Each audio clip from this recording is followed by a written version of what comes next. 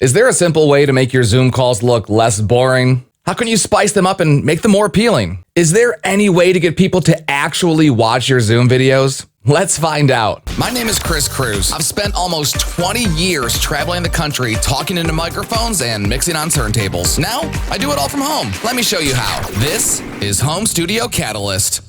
Yep, today we're going to be talking about Zoom calls.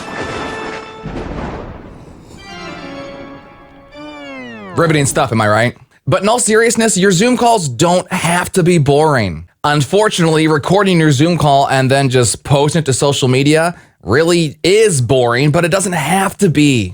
I've seen this so many times. Someone does a really cool interview on Zoom and they post it to Facebook or YouTube, and it's just this black void with two squares and two faces in it. That's not really what I would call compelling content. So after experimenting a little bit, I found a really easy way in any video editor to take your Zoom calls from looking like this to this.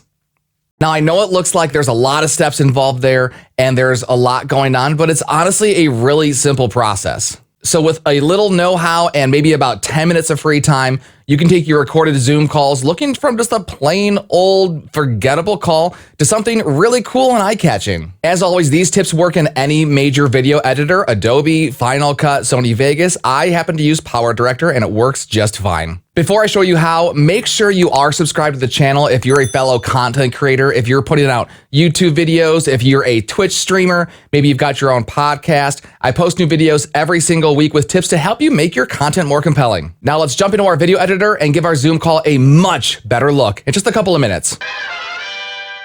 First things first, we're gonna start in Zoom just to make sure that you are actually recording your Zoom call. So when you start a new call, you push the record button right here, and that's recording your call. And then once you're done, you can grab that video file with the audio and import it into your video editor to make a really cool Zoom frame.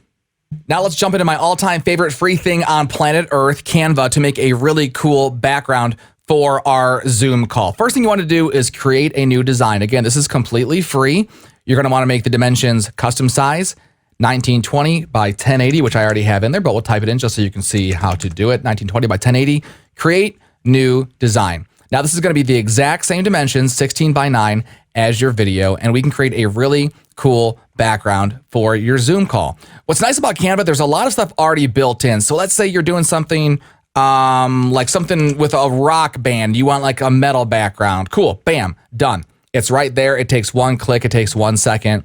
Or maybe you're doing something like an inspirational Zoom call with maybe like a psychic medium or something. You can get a little bit more of like a light background there. What I like to do is make something custom. The video we're going to build today, I actually got to do an interview with Jacob Underwood from O-Town a couple of weeks ago for my radio show, Throwback 2K. He was super cool. It was really nice. And I wanted just to spice it up and kind of make it look like Throwback 2K. So I'm going to show you how to make an actual custom background using a couple of different colors. You're going to want to go to Elements. You want to go to Gradient. Grade. It's hard to spell words when you're recording. And you want to grab one of these square guys like this. They also have gradients in the background, but you can't change both the colors. So again, Elements, Gradient, pick any one. It doesn't matter. So we're going to pick this blue and purple guy. You extend it out to both ends of the frame, just like that. It'll kind of clip in and click when you're ready. But maybe your brand's colors aren't like this. Maybe your brand's colors are, I'm recording this video in Detroit. So let's say you're doing Michigan State colors just for fun. Please don't argue in the comments about which one's better, Michigan or Michigan State, because the answer is Michigan State. The second color right here, the first color is green. Second color you click on and go to new color, and you can drag this thing anywhere and see how the gradient changes. Let's say it's green and white. Make it a little bit darker. See how you can kind of change the gradient, make it look, there you go, green and white, Michigan State colors, cool. For me, Throwback 2K's colors are kind of like a pink and a purple. So I'm just going to guess and see if I can get this right and just eyeball it. So for the first color, which you can kind of tell is the more dominant of the two colors, I'm going to go with like a really bright pink. And if you want a different shade, you can make it lighter pink, darker pink. I want it really bright, so I'm going to go full pink just like that. Then for the second color, again, I'm going to do more of like a darker color. You can also pick from all these down here. I just prefer to do it by hand. I know it takes 2 seconds longer, but for me, I feel like I get the more specific and precise color of what I wanted. So those look exactly the same. So let's see if I can do like oh, that looks cool. Okay, so pink and purple. You know what? I'm going to go with it. So now we're going to import this into our video editor, and I'm going to show you how to build this Zoom frame from scratch. And now here we are inside PowerDirector. And again, this will work with any major video editor, Adobe Premiere, Sony Vegas, Final Cut. I've always just preferred PowerDirector. It's a little bit less expensive. I think it renders stuff down faster, but any of them are able to do everything I'm about to show you. So the first thing we want to do is drop our background down on track 1, because track 1 is going to be the back end, the farthest back element of everything in our production today. So there's our background that we just created. Now I'm going to drag in my Zoom call that I recorded with Jacob from O-Town. Let's just cut to where he starts talking. We'll just go like that and get rid of this. And yes, I know that his footage is up and down as opposed to 16:9. For the sake of this video, let's pretend that they were both recorded in 16:9. There are some ways to cut this out and put stuff behind it. It's kind of complicated, and I want to keep this video pretty simple. So I'm going to show you how to get this background right here behind Jacob from O-Town. This is really, really, really easy to do, you guys. You just click on the file, and depending on your video editor, this is going to be in a different spot, but you want to find the mask designer. And this is really simple. You pull up the mask designer, and you're going to want to grab one where you are not restricted to any certain dimensions or shapes, because these all look stupid. I mean, maybe if you're doing something funny, like some of these would work, but again, I like to keep things clean and simple. So let's grab this square guy. And the trick is you want to unlock the aspect ratio so it doesn't have to stay a square, because if you don't, when you go like this, see how it all moves together? I don't want that. I want to be able to have full control over it. So we're going to go like that, make it the full size of the screen. We don't want to maintain the aspect ratio. I'm going to show you why right now, because watch this. As you drag this down, see how the background pops out? And you want to eyeball it to get right along the edge like that. If you're like 1 pixel off, it's going to look weird. So make sure you do this right. You can always go back and fix it, but you don't want to have like that 1 pixel long black line. So there we go. That's really it. And that looks okay to me. Even if this was all you're going to do and to stop right there, I honestly think that looks pretty good. And it's already better than 99% of other Zoom calls out there.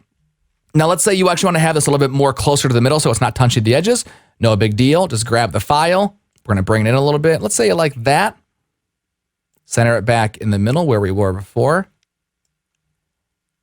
There, now you got a really cool looking Zoom call. I do recommend putting some kind of frame on it just so it's not sticking to the background. I always like doing a quick shadow. This might be in your PIP designer, depending on the software that you're using. I do this on almost every element in all my videos. Just to give it a little shadow right there. See, it's just in the bottom right-hand corner. I like to blur it a little bit so it's not so sharp. So let's do, I don't know, I think that looks pretty good. And as you're going to see here back in the editor, see how it's just popping off the background? It's not just stuck to it.